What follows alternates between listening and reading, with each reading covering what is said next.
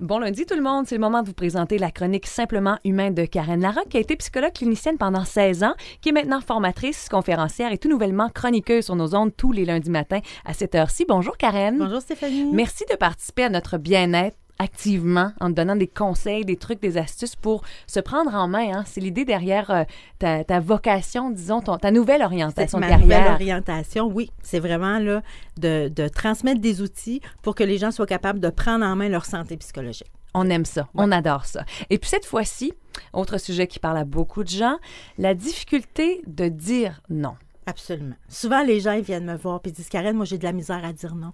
As-tu des trucs pour ça? » Ben moi, la première chose que j'ai envie de dire, là, c'est qu'il n'y a pas personne qui a de la misère à dire non. Tu sais, si je te demande, Stéphanie, dis non. Non. Dis 3 fois non. Non. On est capable de dire non. Ben oui. C'est pas de dire non que les gens ont de la difficulté. Ce que les gens ont de la difficulté, c'est de décevoir. Oh, ouais. C'est ça qui est dur. Puis, tu sais, quand on déçoit quelqu'un, là, en fait, ce que ça veut dire, c'est que quand je suis déçue, ça veut dire qu'il ne se passe pas ce que j'aurais voulu qu'il se passe. Mm-hmm. Donc, quand je déçois quelqu'un, ça veut dire que je n'ai pas fait ce que l'autre aurait voulu que je fasse. Ouais. Fait que si je ne suis pas capable de décevoir, là, c'est comme si je devenais condamnée à faire ce que les autres veulent. À toujours que je agir fasse. en conséquence des attentes de tout le monde. Absolument. C'est fatigant, ça. C'est la seule façon de décevoir personne. Si je veux jamais décevoir personne, la seule façon de faire, c'est de me conformer à ce que les autres attendent de moi. J'ai envie de te demander, mais pourquoi on fait ça? C'est que les gens n'ont pas développé l'habileté. Tu sais, ça, c'est comme un muscle, c'est quelque chose qui se développe. Il Mm-hmm. faut apprendre à décevoir. OK. Il faut apprendre Vivre avec. à tolérer de décevoir.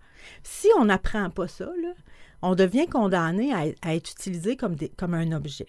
Tu sais, admettons là, que j'ai besoin de mon crayon. Mais je commence pas à me demander. Tu sais, quand je prends mon crayon, je le sors de ma bourse, je commence pas à dire bonjour crayon, j'aurais besoin de toi pour écrire. As-tu le goût d'écrire aujourd'hui? Oui, as-tu le goût d'écrire aujourd'hui? Est-ce que ça te convient? Je me pose pas cette question-là. C'est un objet. Ben oui. Je le prends, je l'utilise, il marche plus, je le jette, je m'en achète un autre. Tu sais, ça, c'est un objet. Mais les humains, on n'est pas des objets. Fait que des fois, quelqu'un peut avoir besoin de moi, puis ça se peut que ça me convienne pas. Mais si je suis pas capable de décevoir, ben je vais me mettre à agir. Tu sais, je vais agir un peu comme un objet, c'est-à-dire que je vais me laisser utiliser. Et ça, ben, c'est agir contre soi, finalement, d'une façon ou d'une autre. C'est pas se respecter soi-même. Absolument. Puis, est-ce qu'il y a des antidotes? Est-ce qu'il y a des façons de faire pour apprendre à mieux vivre avec ça ou des façons de dire? Admettons là, que je te demande si tu as envie d'aller prendre une marche avec moi ou si tu as envie de venir faire du ski avec moi. Puis que toi, ça te convient pas.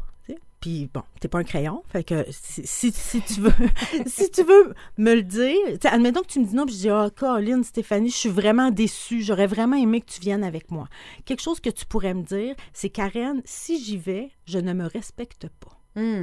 Ça va être dur en maudit pour moi de continuer d'insister. L'argumenter, ben oui. C'est ça. Fait que les gens qui ont de la difficulté à décevoir les autres, la phrase à se souvenir, c'est que plutôt que de juste dire non, répondez, écoute, si j'accepte, je ne me respecte pas. Et ça désamorce tout de suite. Vraiment.